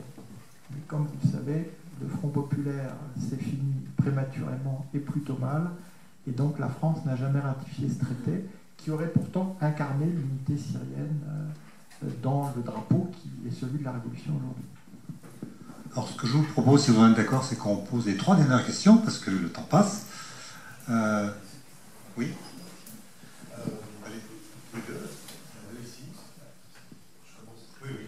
Alors je voulais juste savoir, parce que dans votre intervention, c'est centralisé sur la Syrie, mais je voulais savoir par rapport aux tensions perses et arabes, et globalement, est-ce qu'une évolution au Moyen-Orient, au Proche-Orient, peut avoir une incidence forte sur la résolution du conflit syrien? C'était sur la généalogie un peu de la famille Assad, parce que je crois qu'ils étaient alaouites, ils sont toujours alaouites. Les alaouites n'étaient pas une minorité persécutée aussi à la base. Qu'est-ce qui est arrivé à cette violence? Et la 3e, c'est la dernière. C'est vous. Oui, alors qu'est-ce qui permet de comprendre qu'un pays ex-pays satellite, on va dire un peu de la Syrie comme le Liban, elle a été pendant quelques années, soit préservé, quelles sont les forces à l'œuvre, qui permet d'expliquer que ce pays n'est pas imposé, malgré les fragilités qui le minent, sa proximité géographique, politique, historique avec la Syrie. Oui, alors, donc effectivement, le Liban, ça a été un pays occupé par la Syrie, hein, pendant près de 30 ans. Hein. Il a fallu un soulèvement populaire au Liban pour que les Syriens s'en aillent. Ils avaient quand même à peu près 30 000 militaires et je ne sais pas combien de milliers de services de renseignement dans tout le Liban, donc ils sont partis. Le Liban n'a pas forcément retrouvé la paix, mais au moins il a été débarrassé de cette occupation et surtout de ce pillage. Alors aujourd'hui, il y a deux raisons majeures qui font que le Liban est préservé. La première, elle est paradoxale, mais elle est éclatante, c'est qu'au Liban, il n'y a pas d'État, donc vous ne pouvez pas déstabiliser un État qui n'existe pas. Vous avez plus d'1 million de réfugiés syriens, mais de toute façon, ils ne sont pas pris en charge par l'État.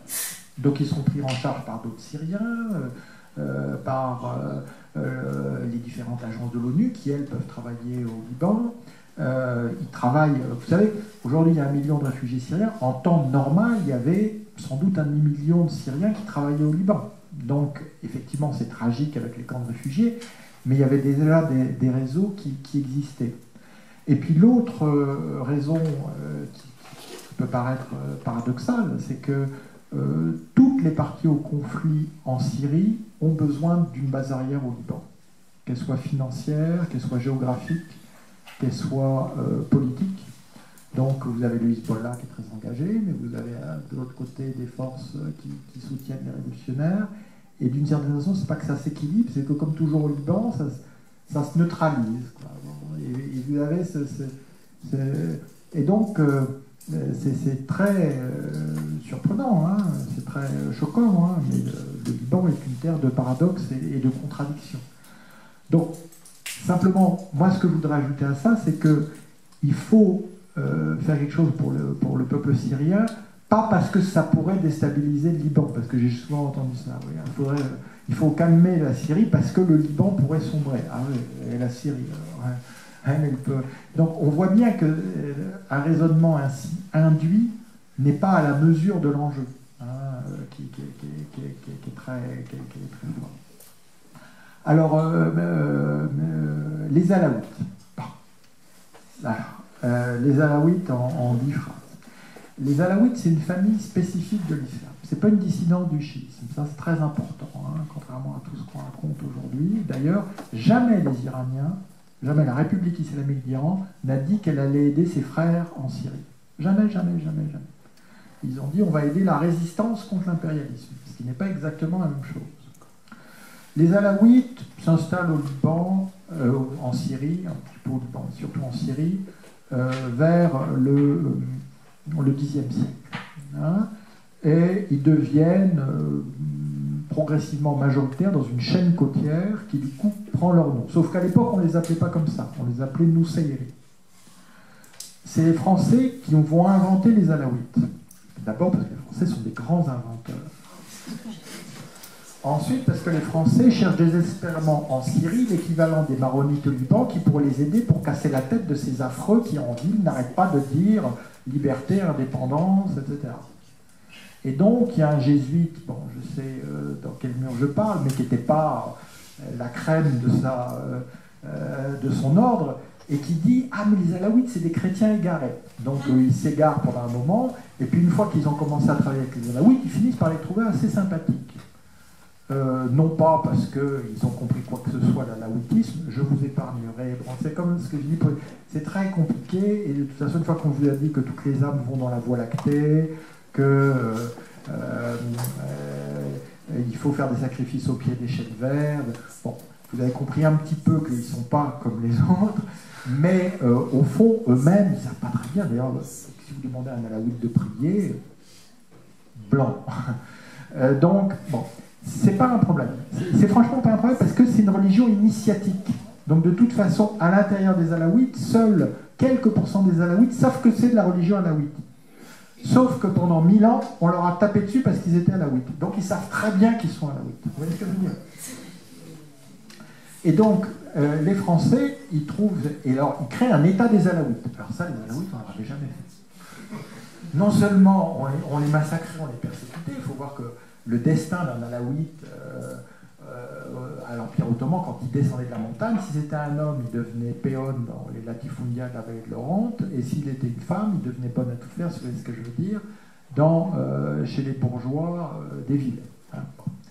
Donc les Français arrivent, les Français leur parlent gentiment, construisent des routes, des hôpitaux, et leur disent on a besoin de gens dans les troupes spéciales. Pour aller faire la guerre là-bas en bas en ville. Et il faut voir qu'à l'époque en Syrie, la carrière militaire c'était un peu bas de gamme. Dans les villes, on était avocat, professeur, médecin.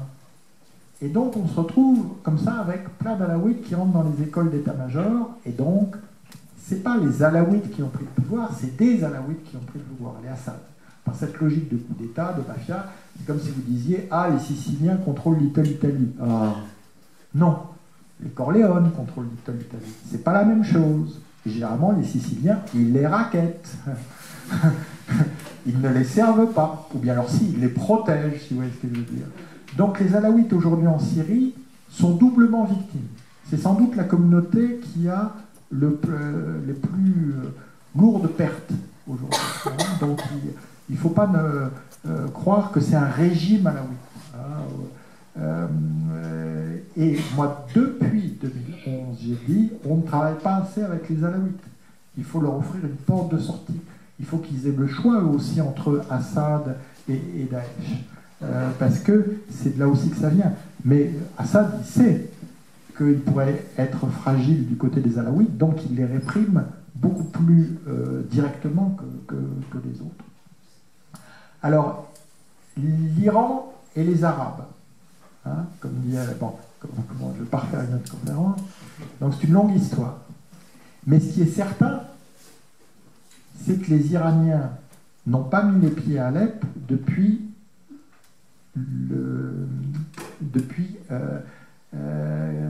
14 siècles. Donc, c'est pas un donc bien avant l'islam. C'était avant l'islam qu'il y avait des Iraniens. À un moment, il y a eu l'Empire, donc c'était les Sassanides à l'époque qui étaient à Alep. Donc, quand des Iraniens reviennent à Alep, c'est pas normal. C'est pas un retour de l'histoire. C'est pas un équilibre. C'est un vrai basculement. Et ça veut dire qu'on a un pays qui se trouve être l'Iran et qui se trouve être une république islamique qui aujourd'hui occupe la Syrie. Soit avec les gardiens de la révolution iranienne, soit avec les milices pro-iraniennes, Hezbollah, milices irakiennes, mais aussi des milices qui viennent d'Afghanistan, du Pakistan. Et ce qui est très étonnant, c'est que quand on a parlé de la bataille d'Alep, on a dit beaucoup de choses, mais on n'a jamais dit qu'il y avait une offensive étrangère contre la population syrienne. Moi, je n'ai jamais entendu ça.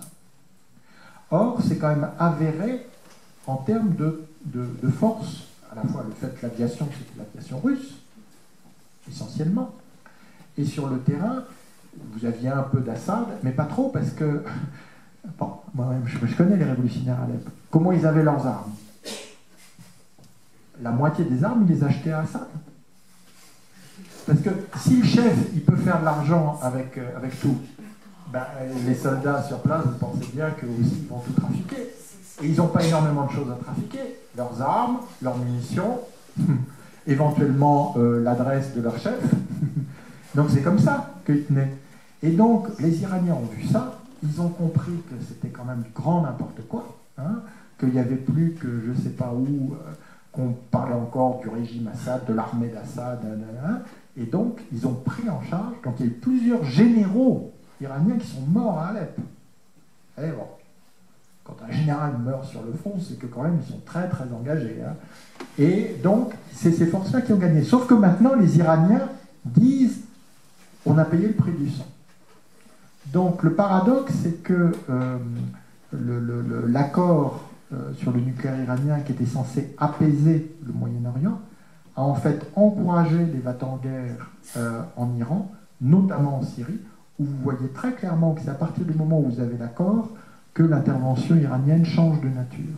Donc là aussi, il faut faire attention, et je me rappelle ce titre, c'est un copain, donc je ne vais pas le citer, mais l'accord qui va changer l'Iran et le monde. J'appelle le copain, je dis écoute, moi j'ai été diplomate. Déjà un accord qui change un pays, mais un accord qui change le monde, ça je ne connais pas. Et alors cet accord-là, c'est un accord sur le nucléaire iranien. C'est-à-dire, le problème en Syrie, ce n'est pas le nucléaire iranien. Le problème en Irak, ce n'est pas le nucléaire iranien. Le problème au Liban, ce n'est pas le nucléaire iranien. Et faire comme si un accord qui, par ailleurs, est à mon avis un très bon accord, auquel d'ailleurs la France a largement contribué, peut à lui seul permettre de pacifier une région, ben c'est un peu le tropisme cérébral d'un Obama, dont on voit que malheureusement, il a préparé le terrain à la folie furieuse d'un Trump. C'est peut-être pas un bon mot de la fin, ça. Donc, peut-être que vous en trouviez un autre. Hein. Donc j'en trouve un autre. Mais je veux dire, si j'ai pu vous donner le goût d'en savoir plus sur les Syriennes et les Syriens, cette soirée qui déjà pour moi m'a comblé, n'en sera que plus mémorable. Merci encore. Merci beaucoup.